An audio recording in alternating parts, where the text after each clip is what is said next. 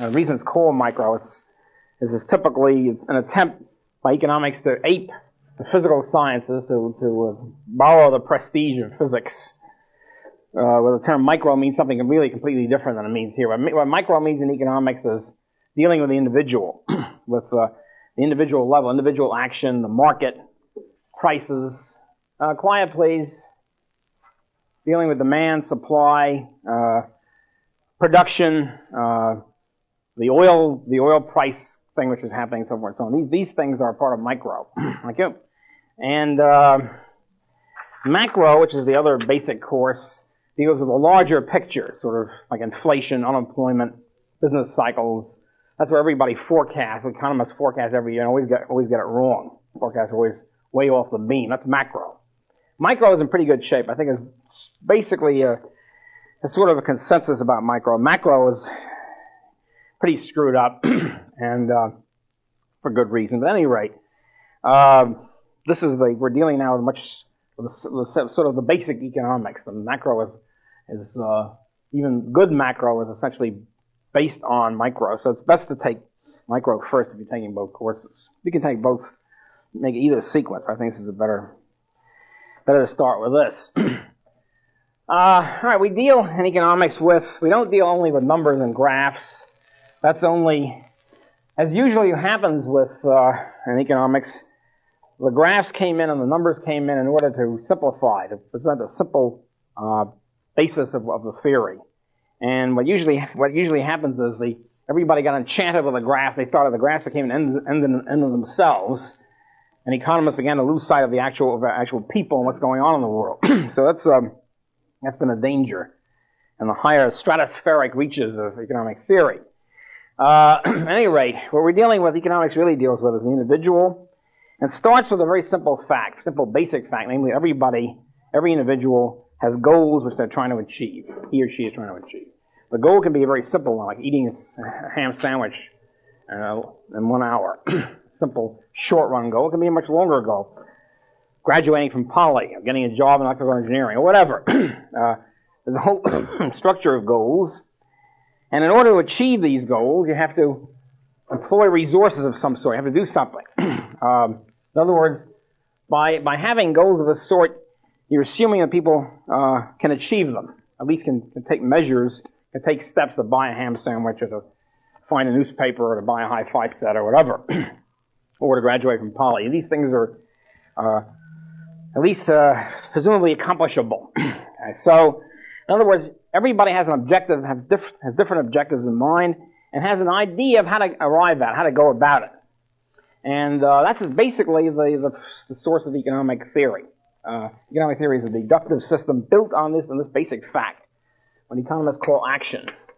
In other words, the fact that people act in the world to accomplish something. And I say the accomplishment can be very short run, it can be very simple, it can be eating a sandwich, or it can be very complex, a whole series of things.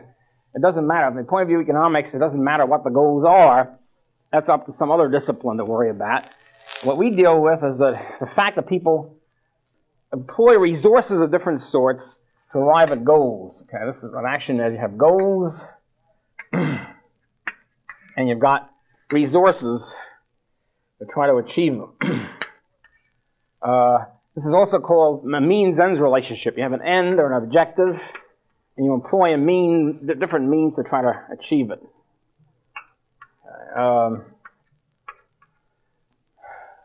Okay, what are some of the resources? Well, in first place, economists like to deal with what's known as Crusoe Economics. Robinson Crusoe, if you're familiar with this little tale it's also been in the movies, where the guy shipwrecked and he winds up on an island somewhere in the South Pacific, and he's got no resources except himself. And he's trying to, first he has different goals he has to achieve. One, he's got to keep alive, seems to be the basic, before he can accomplish anything else. So in the case of Crusoe, the reason why we like to use this is it's a stark situation where we can isolate one person. You can take one person vis-a-vis nature and bring in other people later on. That's how you sort of deal in economics. You take one simple situation and you add on a more complex situation after you analyze it.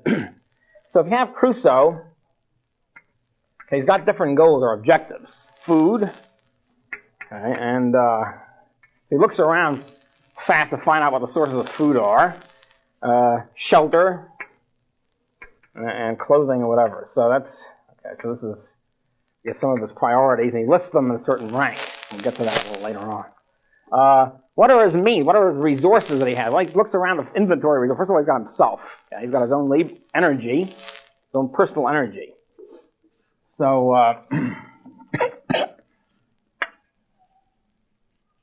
resources,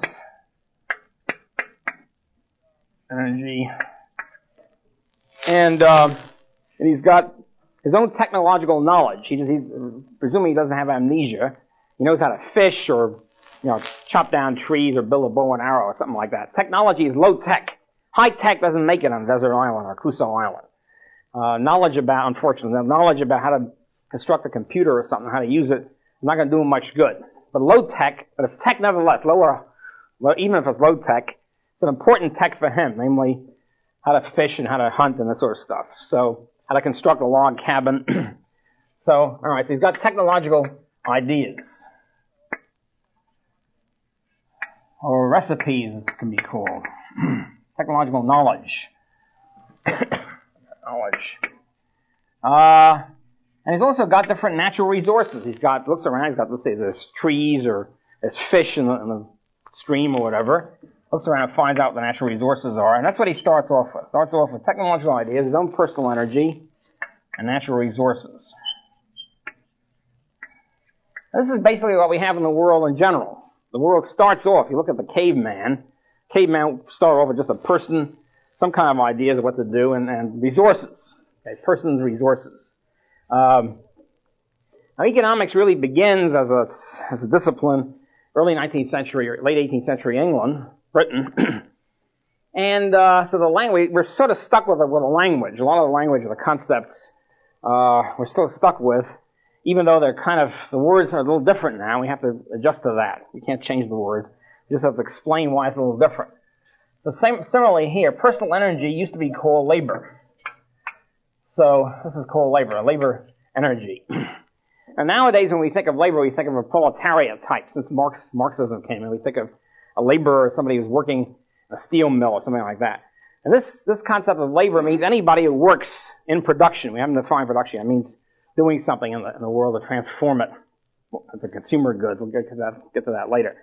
So everybody is a laborer in that sense. Anybody who works in production is a laborer in this sense. The president of General Motors is a laborer, just as the guy who works on the assembly line. So who isn't a laborer? Well, people who are clipping coupons. Doesn't mean they're not important, just they're not laborers. People who are stockholders, per se, or bondholders, are not engaging in personal labor in the plant, or in production. So this is labor, and which really means here personal energy. Natural resources,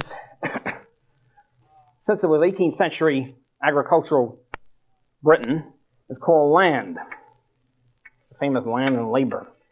So we use the word land, we're stuck with the word land, we're stuck with the word labor, but again, it doesn't quite mean what we think of in common sense terms now.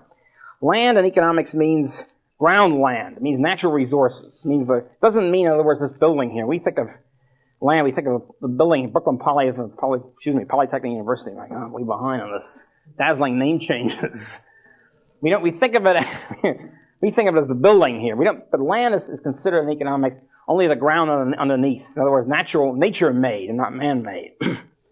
So land also includes fish, includes natural resources on the water, includes water. See, when they were making up economics in the 18th century, water was not considered a scarce resource. It was just considered super abundant. They had plenty of wet agriculture. So nowadays we know better. Water is scarce, so water is a scarce resource. Fish are a scarce resource. Also other things like TV channels, frequencies, things like that, are also land in that sense. In other words, they're natural resources. Space is land. The ocean is land. There's lots of resources in the ocean which haven't been tapped yet. The continental shelf. There's minerals underneath in the bottom of the sea and things like that. This is all land in the quote unquote. In other words, natural resources. Okay? So land means natural resources. Labor means personal energy. Okay, what else is there? What else is everything else? Everything else, in other words, people, man, take natural resources and transform them in order to get to what? The consumer goods, so they can use it. In other words, Crusoe's got to eat. He's got to take the resources. He's got to shoot the deer or catch the fish and eat it. So he's got to do various things to get the consumer goods. The objective of working hard to do this is to wind up with consumer goods. Wind up with food, shelter, clothing, hi-fi sets or whatever, or music coming out of the stereo. These things are consumer goods. This is what are used as an end of themselves. This is what the objective of action is all about. So, consumer goods are coming off the assembly line, so to speak. Everything else, which is not labor or natural resources, is called capital, or capital goods. We'll get to this a little bit, Miller, but this is all. So, capital consists of everything used in production, which is not land or labor. So it means it could be the net, the fishing net to use for fishing, pole if you have to fish, bow and arrow to hunt, anything like that. Anything right now it can be roads, trucks, tires on a truck. All these things are factories, of course, goods in process. All these things are part of capital until you get to the consumer. For example, if you just ate a ham sandwich with Michelangelo, let's take that, one of my favorite examples. That was the end process of millions of people engaged in production. By the way, what is production? Production is a transformation, the use of labor, working on natural resources to transform into capital, different types of capital, so finally you wind up with consumer goods. So production is this whole process of starting with land and labor and winding up with consumer goods. With different degrees of capital, different stages. So, for example, let's take a ham sandwich in Michelangelo. You have an enormous amount of cooperating factors in there. Factors of production.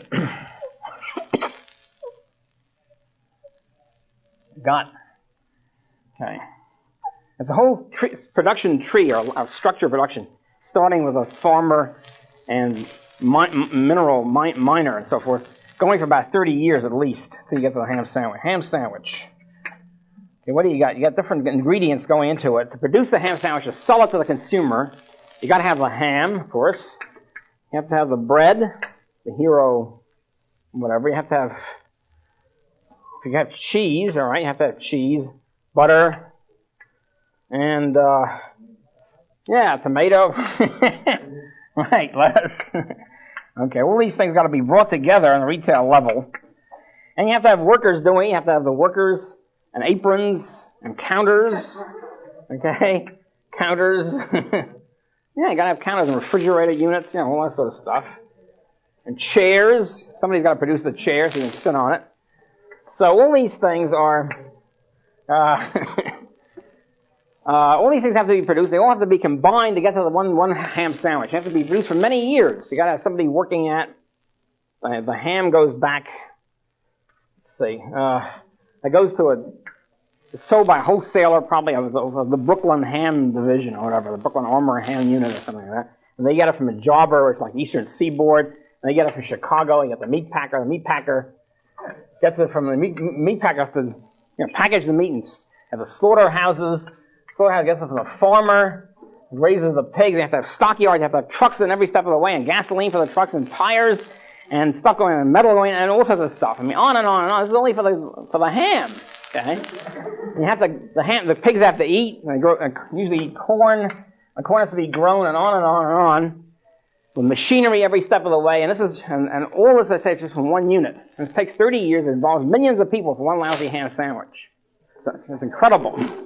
And every country in the world probably is involved in this. People growing ebony for pencils in Africa and so forth and so on, which is done because you have to have paper, you have to have pencils to record all this stuff and figure out what's going on. All these things, every step of the way, you have to have land, at least to grow on. You have to have different kinds of capital, and you have to have labor. Okay, and all these things are involved in this in each step of the way, each unit. Somebody's got to put it all together. The interesting thing is it works. At every step of the way, one of the amazing things about the market, the free market economy, is it all works. You don't have to have, for me to get a ham sandwich right today, you don't have to have some world planning board, 8 guys on a planning board sitting around 30 years ago, And so let's see, on January 26th today? 28th? January 28th, 1986, we have to get Rothbard ham sandwich. Therefore, you got to go raise the pigs. You over there go raise the corn and so forth. We've got to get Rothbard ham sandwich. Nobody does that. There's no world planning board trying to figure this out. If there were, we'd all be in big trouble.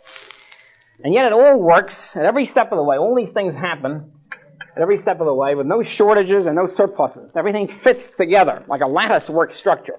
The market economy is like a lattice work, like a spider web, when we look at sort of derogatory metaphor. It's like a lattice work, like a lace thing. It all fits in. How come it all fits in? There's no magic, there's no planning board that fits it all, and the market itself does it. And really what microeconomics is to study how the thing works, and what happens when the government intervenes in the process and screws everything up. That's basically what microeconomics is all about. Excuse me. Okay, the big factor here, which is true both in Crusoe and for us, okay, the big factor is this. We contrast the world, whether we're talking about the caveman or Crusoe or right now, with what I call the Garden of Eden model. Now, some of us believe that mankind used to be in the Garden of Eden and was then kicked out for various transgressions. Whether it's true or not, it's an interesting model to look at. In the Garden of Eden, everybody gets satisfies his or her wants in unlimited fashion, with no work, no nothing. You snap your fingers and Pepsi is trickling down your throat. Right? Nobody has to work at it, nobody has to produce it. Why is that? Because there's no scarcity. There's no scarcity. If there's no scarcity, you don't need private property, you don't need labor, you don't have to work. That's it. Unfortunately, we were kicked out of the Garden of Eden, if it ever existed. And so in the world as it exists, in human history, there's tremendous scarcity. You don't have unlimited abundance of all factors of production, of all goods. The Garden of Eden model is unlimited abundance of all desired for goods. If somebody wants to hear a symphony, they snap their fingers and get it right there. And we haven't got that. We have to have somebody working to produce it. And so we have the ever-present fact of scarcity. Scarcity meaning scarcity of resources relative to the goals that we've got to try to accomplish. Scarcity of resources. Scarcity, we'll see in a minute what the resources are. Obviously, the scarcity of land, labor, and capital. One thing. It's all scarce. Scarce in the sense that we'd like to have more of it. If we had more of it, we could produce more, consume more. We can have higher standards of living. If we had no scarcity, if everything was super abundant, then we wouldn't have to work, we wouldn't have to worry about anything, we just have Pepsi trickling down our throat, just like that, or whatever equivalent. Okay. What happens is, the caveman has everything is extremely scarce. They're in bad shape. Crusoe is in bad shape. Everything is very scarce. He's going to die tomorrow. He doesn't get food immediately. We're in better shape. We have less scarcity than we had in the human races. The progress of the human race, the progress of civilization, is essentially the alleviating of scarcity. Scarcity is still there, just there's a lot less of it. A lot further from the brink than Crusoe was or the caveman was. We got a lot more fat, so to speak. Got a higher living standard. So the progress of the human race is essentially the progressive diminution or alleviation of scarcity. Scarcity is still there, but there's just a lot less of it. Now, about an intellectual world, there's sort of fashions. One of the few good things about being at my advanced age is I've seen them all. I've seen all the fashions come and go. Every 5 years, some new nut comes on with a new theory, and everybody adopts it for about 5 years and then forgets it 5 years later. One nutty theory that came in about 1970 was there's no more scarcity. Microeconomics might have been correct for the old days when there was scarcity. Now there's no scarcity. It's called, we live, they said, in a post-scarcity world. A post-scarcity world. What does that mean? Well, it's an interesting question. I don't know what it means. What it really would mean is we're back in the Garden of Eden. Nobody has to work. Nobody has to produce. No, nothing. Obviously, we're not in that situation. I remember I had a debate with some Turkey. I think it was American University in Washington, which is an odd place anyway. And it was on the question about, do we live in a post-scarcity world? He was maintaining we live in a post-scarcity world, therefore we don't have to work, and therefore, I don't know what this therefore was. They're all very murky. And my question was, if that were really true, if Professor so-and-so had not, he said his conclusion was we should therefore have socialism. I'm not sure why that was the conclusion. Presumably, if there's no scarcity, you can have anything you want. Deuces are wild. So I said, well, if it's true that Professor so-and-so is right that we live in a post-scarcity world, why doesn't he tear up his paycheck? Why doesn't he at least tear up his raises that he gets every year? Anyway, his answer was interesting. The answer was, that's because I too have been sucked into the capitalist ethos. And so it's interesting reply. In other words, he's also saying, he's admitting there is scarcity, and he's trying to alleviate it as much as anybody else. So at any rate, that has been forgotten. I haven't heard that for a long time now about post-scarcity. As a matter of fact, the next fashion that came in shortly after that, I think by 1975, my God, everything is scarce. We're going to run out of resources. That was a big gimmick for about 5 years. From 1975 to 1980, the same jerks who were claiming we live in a post-scarcity world, and therefore we should have socialism. I don't know how the therefore comes in. I can never figure that out. But anyway, and now then said from 75 to 80, all resources are running out. Oil is going to run out. Energy is going to run out. Forests are going to run out. Therefore we should have socialism. Why that? That's also, the conclusion is always the same, you understand? There's never any connection. But at any rate, then you have to run around refuting that. And it turned out by 1980 they shut up after that because there's plenty of resources. I mean, there is scarcity like there always has been, but there's plenty of resources. Nothing ran out. We'll get into the oil caper, by the way, fairly shortly. We get into the whole energy crisis, the alleged energy crisis and all the rest of it. It's an interesting example of this stuff in action. At any rate, that's the... so we have an ever-present scarcity of resources. People therefore have to allocate their resources to the highest values, to their highest values, and try to make sure that they don't waste them, in the sense that they make sure they don't spend their time or their energy or whatever in stuff they'll regret, figure that they really should have spent on something else. So these resources, by the way, also include time. Time is a resource. It's scarce, as you all know. What are you going to do tonight? What are you going to do for a block of hours from, say, 8 to 11 or something? You have all sorts of choices. Every person has a concrete choice. You can go to a whole bunch of movies, possible, not all at once. You can see people, you can do homework. Each of you could probably get a list right now of 7 or 8 things you could do tonight. How do you decide what you do? Well, you decide on based on your own personal values, which you think is most important, or whatever, which you think is more fun. Whatever it is, you decide one way or the other. It doesn't have to be an excruciating decision. You have to spend 10 hours on it. You can do it, make a snap judgment. Economists, again, don't care about how long it takes to make a decision. That's not our bag. That's the psychologists or whatever.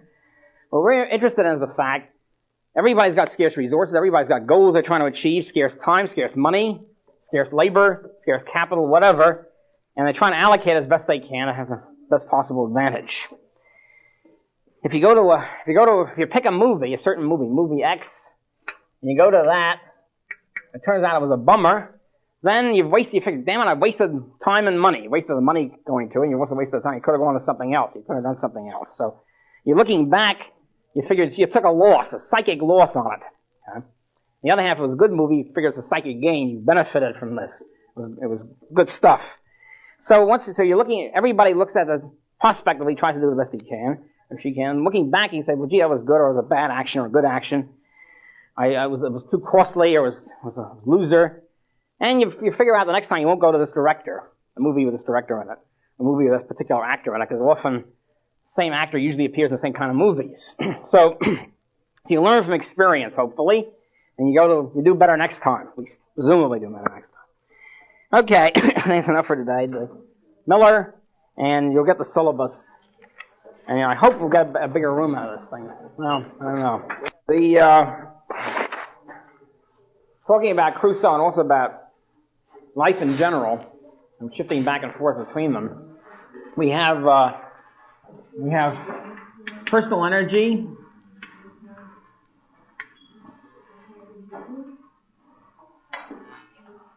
which is called labor. We've got natural resources,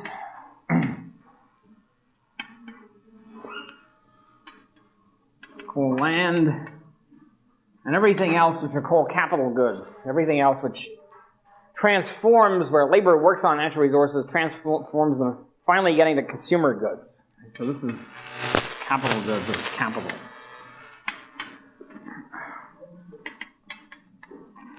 This is the famous triad of labor, land, and capital. As the economy develops and progresses, more and more capital is built up. At Crusoe, all he's got is a bow and arrow or something. But we've got an enormous amount of capital equipment, factories, raw material, mines, roads, tires, everything else. designed to take natural resources and transform them, move them over vast spaces, and finally get to the consumers and sell them consumer goods. So that's how the whole economy is oriented. Another thing about human action in general, about Crusoe and about life in general, is that it takes time. Everything takes time. Some things take less time. Others take more time. And everybody prefers having stuff now than waiting for it. So anybody has a choice of, aside from price changes, assume prices remain about the same. You get $1 million. Somebody says, I'll either give you $1 million now or 10 years from now. What are you going to pick? Obviously, you'll pick now. So this is called a time preference. People prefer getting stuff, achieving their goals earlier than later. And this conflicts, in a sense. It has to be balanced against the fact people prefer getting stuff now than later, but the more they save and invest, the more stuff, higher their standard of living will be in the future. So they have to choose between consuming now, or saving up now, consuming more later. That's the basic. We'll get to that more later on. But anyway, these are the things take time, and also there's time preference. Action takes time. And also, action is risky. There's uncertainty of the world. And the function of the entrepreneur is to meet that uncertainty, to bear the risk of uncertainty. So Crusoe's an entrepreneur. In a sense, he hopes he can catch fish, or he hopes he can build a cabin, things like that. Entrepreneurs right now are people, everybody's an entrepreneur. If you become a mechanical engineer, you hope or expect that you'll be able to get a good job in it, stuff like that. On the other hand, more entrepreneurial are the capitalists who invest a lot of money in certain processes and hope they'll make money out of it. So this is called entrepreneurship. There's no good English word for it. It's a French word. It's now been incorporated in English language. Adam Smith used the word undertaker. That didn't fly, for obvious reasons. So entrepreneur is it. Which essentially means the risk-taking capitalist, or the person who invests capital in some enterprise and hopes to make profits and not suffer losses. We'll get to them later on too. Right now, we're sort of surveying the basic situation of the economy. To everybody, Crusoe and us have goals which we want to meet and which we prioritize. It's a terrible word, anyway.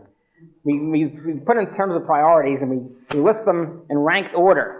I mentioned just before the end of the last hour that you have to choose what to do for 3 hours tonight. Let's say you could choose between 4, 5, or 8 different choices, and you pick what's your best choice, your most valuable choice, what you think is going to be best.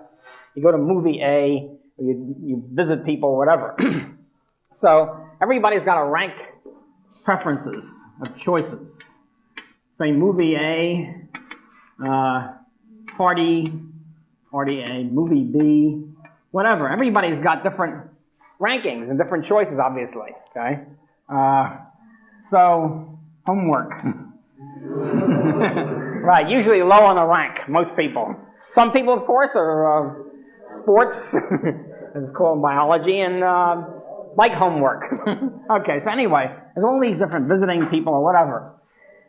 Okay, so something you pick what's your highest value, and you hope that's going to be proved to be correct. So this is called, I call it a value scale, but it now has, it's been given the name in economics of utility. And it's a little unfortunate, again, because utility often means useful, in the sense of objectively useful. But in economics, it means purely subjective valuation. It could be useful or couldn't it, or not. If people think that it is, that's all we care about in economics. In other words, a lot of left-wing intellectuals hate cosmetics. They think it's evil thing for a lot of women to use cosmetics. Well, most women don't agree with this, so they like cosmetics. And their value scale, cosmetics rank pretty high. Okay, so this is purely subjective. It's to the preferences or valuations of each individual. And this is the utility scale, which is a ranked order. Now, the thing about utility scales is that they're ordinal, they're ranking. Unfortunately, this is my first big disagreement with every textbook that I know of. The textbooks will give lip service to this. They'll say, yes, it's ordinal. All of a sudden, they start talking about utils. There's margin, there's utils. This is 3 utils, that's 2 utils. Util being a unit of utility. Okay? and they add it up and they multiply it. There's no util. There's no such thing as a util. Who's ever seen a util? It's absurd. If you want to choose between going to movie A and movie B, you don't say to yourself, let's see, I value this at 8 utils. Right? So forget it. Forget util. It's my first injunction. It's a purely ordinal ranking order. The mathematics often called lexicographic. In other words, it's like, instead of saying, we could say we rank it 1, 2, 3, 4, but it should be ranked as lexicographically. In other words, A, B, C, D. See, the use of a number sucks economists into thinking you can do something. We can add, subtract. If you use A and B and C, nobody would say C is twice B. Okay? So this is, anyway, this is unfortunate. It's one of these, the sociological phenomenon here which we're dealing with. So there's no such thing as util. It's strictly ordinal. It's strictly ranking, a rank order. Okay, so this is, we'll now get to the first important law of economics. All the laws of economics, let's say one thing, they're qualitative and not quantitative. See, one of the problems with economists is they take a qualitative science, which is really what this is, and try to convert it to being quantitative because they can predict precisely what's going to happen. They can't do that. The predictions are always wrong. When they make quantitative predictions, they always flop. And what they do is they keep flopping. They keep saying, well, we have to change the model. We missed out on X, Y, Z. And they change it and they still flop. This has been going on now for 20 years. Some economists begin to realize, it's also customers of economists, people who buy forecasts, like corporations and so forth, beginning to realize this whole thing is a scam, and beginning to realize, there's something up here. Anyway, one of the reasons why the customers of economic forecasters haven't turned on them before this is, again, an important economic lesson here, is because it's a tax write-off. You see, it's considered a legitimate expense to hire economists. Everybody hires economists to tell you what the unemployment rate's going to be next year. And if it's a lousy unemployment rate, so what? You've hired a top economist. Everybody else missed the forecast. And your expenses can be written off as a legitimate tax write-off of one sort or another. Anyway, but they're catching on in any case. So we have a qualitative discipline. There are laws about tendency and direction, not about quantitative. There are only hunches about quantitative. Okay, so let's get back to Crusoe. We're going to make a couple of simplifying assumptions here. He's got a bunch of logs. He's chopped down a bunch of logs, and he has it. And we're going to assume that one log or one set of logs can be used for each of 3 or 4 different uses, okay? Which they can. We're going to assume it's about the same amount. So you can take these logs and say, okay, what's my first priority? He's got an ordinal value scale, ordinal utility scale. Well, his top priority is food for tonight, to make the logs for a fire to cook tonight's meat. Okay? Do you have a question or a point? Okay. Fire for tonight seems to be a top priority. I think in the case of Crusoe, we can come to much more agreement than we would about which movie to go to. He's down to basics here. Down to survival. Okay, so fire for tonight. That's the first priority. Second priority might be fire for tomorrow night, to keep it for tomorrow. Okay, so you just have to, well, why not? Okay. He's got a chair with him. If you bring your own chair, I can't cancel it. It's only when the number of people is more than the number of chairs. Okay, third priority, let's say, is building building a shelter. Okay, building a cabin, or building an extension of a cabin, whatever. Well, okay, we're building an extension. Who knows? His fourth priority might be setting a perimeter of logs around the little camp so wolves won't come in or whatever. So you have a perimeter. And fifth priority is building a boardwalk down to the beach. What the hell? I mean, obviously, real luxury items. His toes won't be full of sand. I don't know if you saw there was a Crusoe-type picture called a movie called Swiss Family Robinson, 40 years ago. And they had this thing. They started off with nothing, and after 2 years there, they got boardwalks, they got a whole bunch of capital. Yeah, right. Boardwalk. Okay. I'm not sure they've got VCRs yet. But anyway, that's all right. So now he has these logs. Assume each one log or one set of logs can perform each of these different functions. Now the point is, if he has a supply, by the way, is defined as an amount of n units, okay, of a homogeneous good, meaning that each unit is the same as any other unit. So what you're dealing with is the same log or the same horse or the same, for more or less practical purposes, they're interchangeable. So you're not dealing with two totally different types of wood or something like that. So it supplies n units of a homogeneous good. If he's got one log, that's all he's got, or one unit, now we know he will satisfy the top priority and let the others go by the board. He will not satisfy priority 3 and forget about 1. Okay? In other words, he will pick his highest priority. If he has 2 logs, he'll pick his first 2 priorities, and so forth.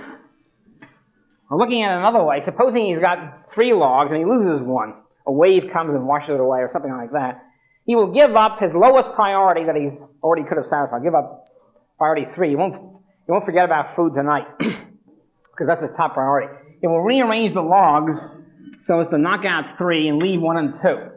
If, on the other hand, he's got 5 logs and he loses one, he'll give up the boardwalk. He's not going to give up the really tough stuff. So in other words, now what do we deduce from this? We deduce that the greater the supply of a good, the greater the number of units that a person has,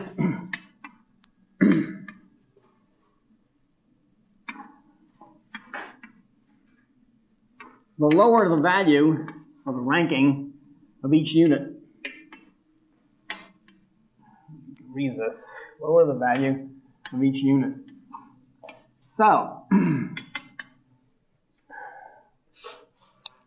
the more units he's got, the value now is how much he's willing to give up. That was the ranking of how much he loses if he loses one unit. If he's got a supply of 3 units and he loses one, the value of each unit is number 3 or third or C, whatever you want to call it. If he's got 5 units, the value of each unit is 5, a lesser value. Because if he loses one, he gives up less. If he's got 1 unit, it's much higher value. So the greater the supply, the lower the value of each unit. Okay? This is called, technically, the lower the marginal utility, because utility means value, marginal means each unit. It's a highfalutin jargon again, but it's basically that's what it means. So marginal means the next unit with 1 log, 1 pound of butter, whatever the unit happens to be. So the greater the supply, the lower the value of each unit, and the lower the marginal utility. Vice versa. In almost every law in economics, you can just switch it around, okay? Which is simply the logic of the situation.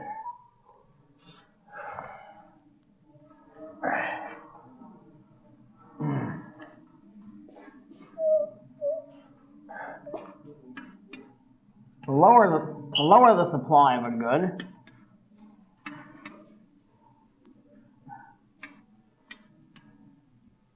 the greater the value of each unit. That's saying the same thing, you see. The other side of the coin. This is economics. What economics really is it's just simple spelling out the logic of action. Greater the value of each unit. All right. So this is called, there's a name for this, the law of diminishing marginal utility. All right. Fancy name for it.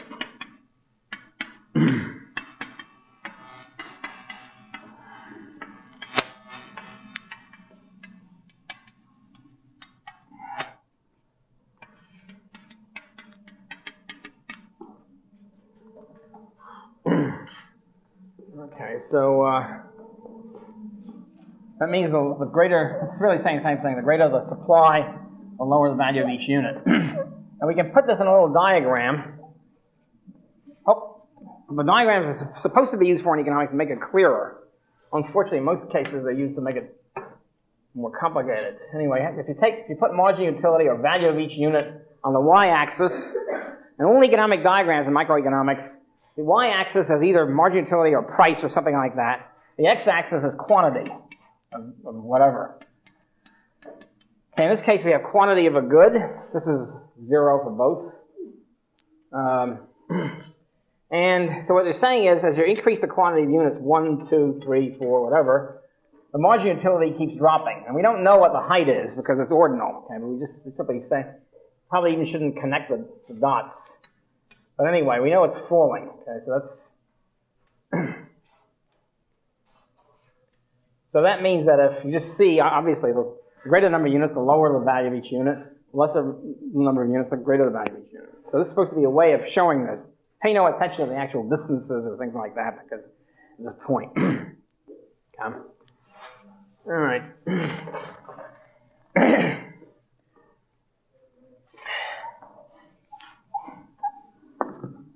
Okay, so from this this is the basis of what's known as the law of demand or analysis of consumer demand on the market. How much will people pay for products? Obviously, if you have one chess set, you're not going to pay as much for a second one, presumably, given the kind of chess set.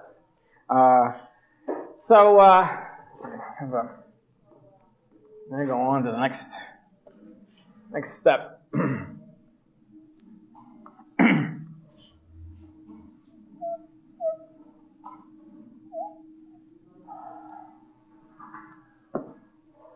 The next question is how much the law of demand, which is based on law of diminishing marginal utility, tries to figure out what consumer behavior, how much people will spend on how much people will buy different goods, given their different prices.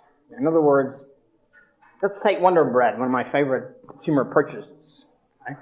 I like Wonder Bread. I buy lots of Wonder Bread. However, if the price of Wonder Bread suddenly magically, let's say some guy, the Wonder Company, whatever the name of the company is,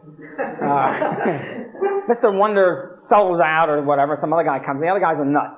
And the other guy says, I think Wonder Bread is so great, a consumer should have to pay a lot of money for it. It's really worth $10 a loaf. Right? So he issues an order to all the Wonder Bread people, from now on, you only sell the thing for $10 a loaf. Now, of course, about $1 a loaf. So what happens? Well, what happens is this. You have the basic diagram. You have price on the y-axis. Price of the good. What does price mean? Price actually means how much you're willing to pay, or what the different terms of the exchange are. In other words, this is with Crusoe and Friday. They've got, let's say Crusoe fishes and Friday hunts, and so Crusoe has a lot of fish, and they decide on 1 barrel of fish per 2 pounds of meat or whatever it is. Okay, and they decide that that's a pure bargaining situation. When they do that, the price is how much you get, in terms of exchange, the quantity of one good in exchange is compared to the other good.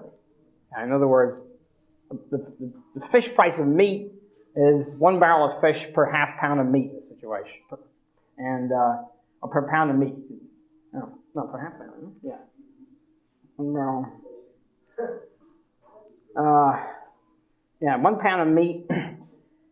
2 pounds of meat per 1 barrel of fish. It's half a pound of meat per barrel.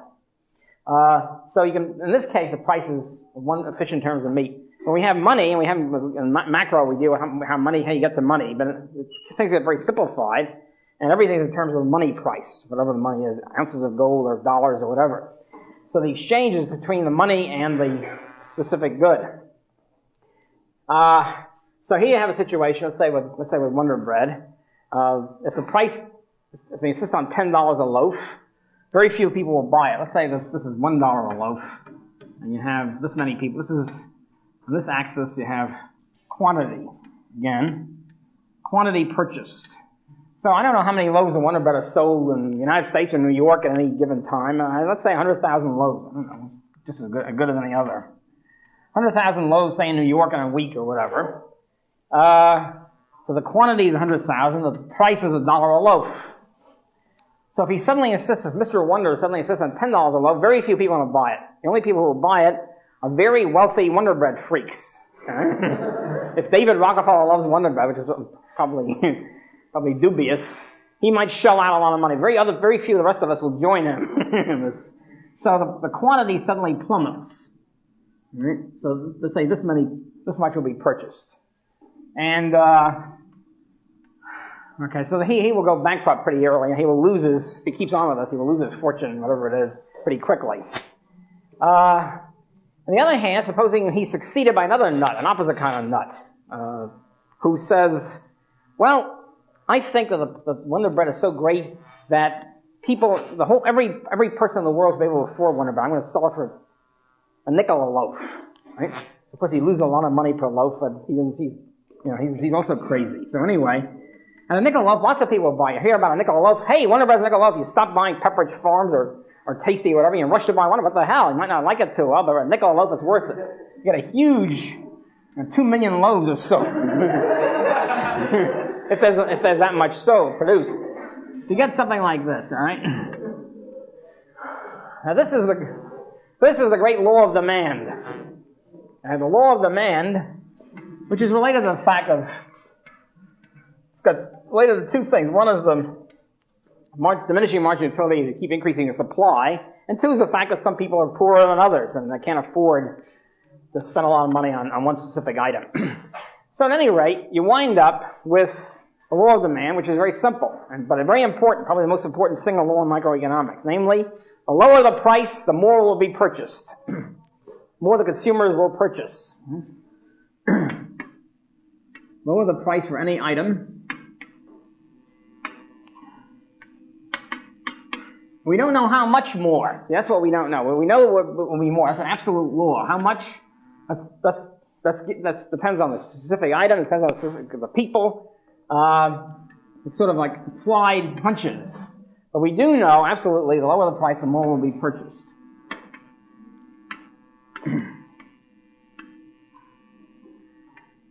And of course, this is called a falling demand curve. We also know, again, conversely, there's always the other side of the coin. The higher the price, the less will be purchased. Saying the same thing.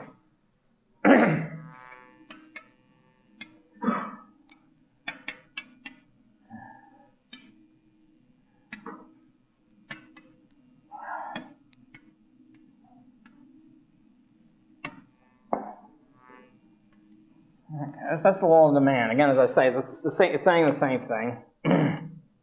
The falling demand curve. And we don't know the shape. As a matter of fact, there are fashions in economics, like everything else. And originally, before, say, I guess the demand curve came in about 1920 or something like that. Yeah? Why is that called falling demand curve? It's falling to the right, that's all. I mean, as you look at it from left to right, right? Most of us do. We read from left to right. It's falling. Huh? What? No, it's not rising. There you've hit it. You've now hit the key problem in microeconomics, which I tell students all the time is a key problem every year, and they always get half of you usually get it wrong on exams. Namely, the key difference between quantity demanded and the demand curve. The demand curve is the whole curve. Okay. The demand curve is a locus of, given the price, how much will be purchased. Given a high price, given a medium price, low price, and you map out, it depends on the subjective desire. You don't know exactly what it is, because it's in the heads of every person. But you do know that the lower the price, the more will be demanded. Okay? So this gives you a demand curve. So that means if you go down the curve, the price is lower, there'll be higher quantity demanded. Okay, but the curve as a whole is falling. And the demand curve as a whole is the structure. Depends on what people think of Wonder Bread, basically, how much income they've got, and what the price and what they think of Wonder Bread, and competing products. What's going on with competing products with Pepperidge Farm bread or Tasty bread or rolls or whatever. All these things are competing with Wonder Bread. So this determines the demand curve in accordance with the subjective value scales, utility scales of the people. Once given this gives you the whole demand curve. And I'll get into this a little bit later, because the point is, you must never confuse the quantity demanded at each point, which is what, say, this is. Okay? In other words, at 50 cents a loaf, 200,000 loaves will be demanded, let's say. Okay? That's the quantity demanded at each point. You never confuse that with the entire demand curve, which is the locus of all quantities demanded at every point, at every price. Okay? I should say at each price. Quantity demanded at any given price. All right? should never confuse the quantity demanded at any given price with the demand curve as a whole. Now the point is that a demand curve as a whole cannot change if price changes. That's a key. The reason it can't change, in other words, a falling price will not increase the demand curve, ever. Can't, because the demand curve is defined as response to prices, price changes, all right? The one thing which cannot increase the demand curve is a falling price. The one thing which can't lower the demand curve is a rising price, because the whole shape of the demand curve has already been incorporated in the definition of the demand curve, the whole shape of this thing, all the responses to price. So the one thing which can't change the price of the curve as a whole is changes in price. And I'll explain this more in greater detail as we go along. You'll still get it wrong on the test. But anyway, this is like a law of students, okay, over the years. Every economics professor has had the same reaction to it, but I will tell you anyway. Because once in a while somebody gets it right. All right, so this is from 1920 or so when the demand curve starts until about 1940-45, it was always the same shape in the textbooks. The shape was of the demand curve. Remember, we don't know the shape. All we know is that it's falling. Price on the y-axis, quantity on the x-axis. The shape was this. The shape was known in mathematics as a rectangular hyperbola. In other words, the area under the curve was the same at every point. This means that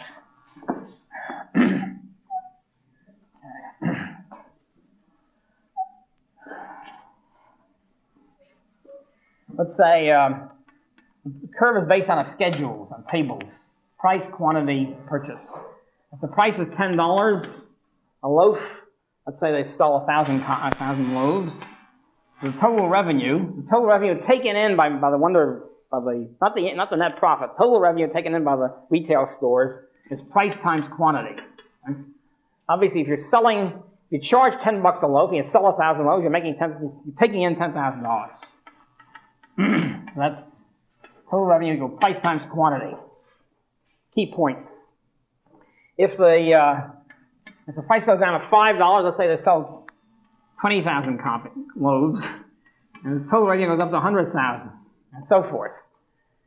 But the way the textbooks used to draw the curves is that the area always remained the same. In other words, the total was always 10,000 or whatever, 100,000, whatever. It was adjusted in such a way that the area was always the same. That's the definition of rectangular hyperbola. Finally, by 1943, George Stigler, later won a Nobel Prize, a young professor, wrote a textbook called The Theory of Price. He said, there's no evidence for this. Why do they draw the curves that way? What is this nonsense? And so he started drawing it as a straight line. Which at least doesn't commit you to thinking that the area is the same. Okay? There's no evidence for a straight line either. And so sometimes, I think McCloskey's latest book on applied price theory is sort of a maverick type. He draws the lines as wavy. Well, it could be wavy. It's easier to make it. I still prefer the straight line, provided that you hold it in your head at all times. It's purely convenience. Doesn't mean a damn thing. Unfortunately, most economists don't hold that in their head. By the time they get to chapter 8 or something, they're saying the thing is deeply significant. They start talking about tangencies, as you'll see when you go along, and go to all sorts of crazy conclusions based on tangencies which don't exist because there ain't no straight lines. But at any rate, straight lines are at least easier to cope with, and at least doesn't assume you have the area remains. There's no reason for the area remains the same. There's no reason why consumers always spend the same amount of money, regardless of price. So, we'll get back to that too. What happens? The total spending becomes a key thing, a property of the demand curve, the only really important property of the demand curve. At any rate, we now have demand curves with straight lines. And the next thing is dealing with supply. All right, we now have the demand curve, which we know is falling, although we don't know exactly how much. And we have supply. What's supply? Supply, despite the textbooks, as you see in this thing, when I disagree with the textbook, I'm always right. Key axiom of the course. Supply is vertical. In other words, supply of everything is how much there's around right now. How many loaves of Wonder Bread are around at the stores today? Let's say 100,000. Okay? So you have, in other words, at any given time, the supply is a fixed amount. It changes over time. Sure, they produce more next week or something, or less. But the point is, at any given time, and the demand curve, after all, is a freeze frame situation. It's how much at any given time, how much will be purchased at any given price by consumers. Similarly, the supply curve should be a fixed freeze frame. It's, at any given day, how much is out there. So the supply curve is vertical. Okay? And the Right now, by the way, by knowing about the falling demand curve, you right now know more economics than most of the people in the country. You're already, after 1 week, less than a week, you're already very savvy. You know more than the jerks who run the subway system, for example. I'll tell you that right now. The way most people run utilities, particularly, subways, railroads, whatever, they assume that the demand curve is vertical. The implicit is that they don't think about the demand curve, but they implicitly assume the demand curve is vertical. Huh? And which means that people apparently will essentially kick in to buy the same amount of stuff regardless of what the price is. There's no falling demand curve. There's no problem about the demand curve going that way. So, for example, every year or so, they keep raising the subway fare. And because they got a deficit. Of course they have a deficit. Government always has a deficit. It's almost by definition.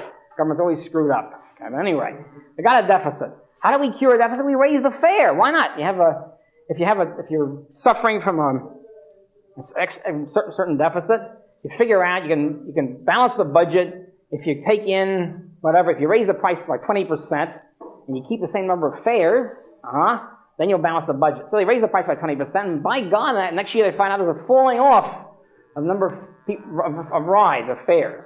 So the deficit never gets cured. And they always startle of this. How come why did the number of fares go down? Why aren't people riding the subways as much as they used to? Gee, I don't know, maybe it's because it's crummy, but it's always crummy. It's not the answer, it's because the fare went up. Okay? And it's a long time before it sinks into these jerks. It still really hasn't. My prediction is that some fine day in the future, it's not going to be too long from now. See, what happened was, on the fare caper, is that they first built the subways around 1900, 1904, and the fare was then a nickel. Well, a nickel was a lot then, right? So prices were low, and for a nickel you could buy a good lunch or something, apple lunch, right? So, but the fare remained a nickel. It was regulated by the government, naturally, the New York City government. They kept the fare. They froze the fare at a nickel from then on until about 1950. For 50 years, the fare was frozen at a nickel. And actually, the firms began to lose a lot of money with inflation. Costs are going up. You can only charge a nickel, and so the subways began to go bankrupt. At that point, the city government made a deal with the owners of the subway, the stockholders of the IRT and BMT, which were privately owned. The 8th Avenue subway came in later, in the 30s as a government subway.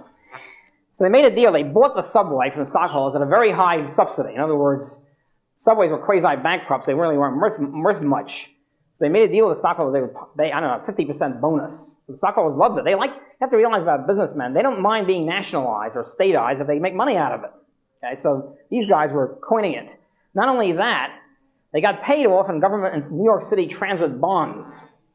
And then they created this transit authority situation, a real racket if there ever was one. And the transit authority, the bondholders keep getting money off the top. In other words, before they pay off anybody else on the subway system, they pay the bondholders. The bondholders are usually the former stockholders, and their bonds get refinanced every few years at a higher interest rate. Because in the old days, the interest rate was much lower. So they originally got bonds at 3%, which was a handsome subsidy then, and now getting 10% or something. And they're living off us, basically. I mean, the bondholders. Okay? At any rate, so some fine day in the future, it's not going to be too long from now, they're going to raise the fare again sometime to $5, whatever it is, right? And they're going to find out not only the number of rides are going, but the total revenue is going down. That's what they're going to find out. They're going to get up here somewhere and find out they're taking in less money than they did before. What are they going to do then? Who knows? They'll cut their throat, perhaps. Okay? Because they haven't even got the mindset of lowering the fare to try to get a lot of people. They might even privatize it. That would help. But that's the objective. And you heard it here first. 5 years from now, you're looking in the newspaper and the fare goes up to $5 and they find out they lose money on it, right? You heard it here first. Okay, so this is the general mindset of most people, authorities, or whatever, in the fare setting business.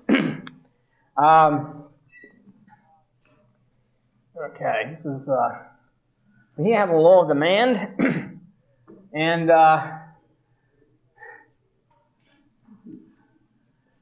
the property of, as you can see, it makes a big difference to businessmen. What happens to total revenue?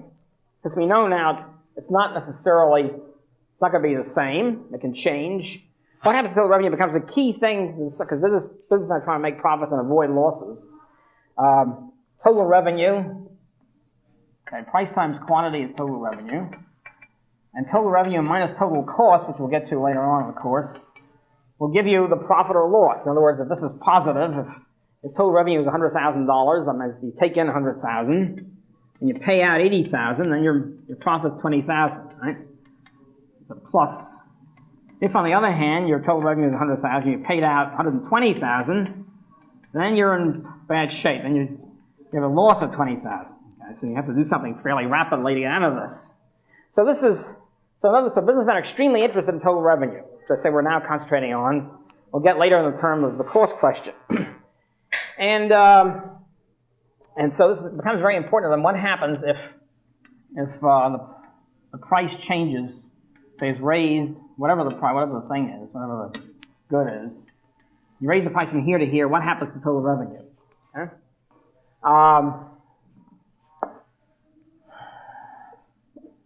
We now come to the most important property of the demand curve, which is the reaction on the demand curve. As you change the price, what happens to total revenue? In other words, how does quantity react compared to price?